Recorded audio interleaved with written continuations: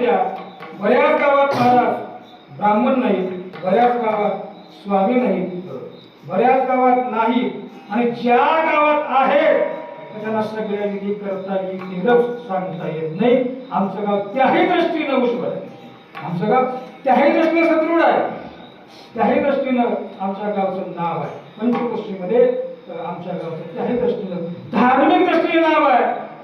आध्यात्मिक दृष्टीने घ्या, आध्यात्मिक दृष्टीने घ्या, आध्यात्मिक दृष्टीनेही त्या येरोळ परिसरातील जर भजनी मंडळ कुठल्याही फळात जाऊ द्या, त्या फळामध्ये येरोळच्या भजनी मंडळाला काय मान आहे, सन्मान आहे. अहो एवढंच नाही, या येरोळ आणि या वाडी धरून जर बघितलं तर 10 कीर्तनकार आहेत. किती मोजा वाटलं तर कोणाची किती कीर्तनकार आहेत?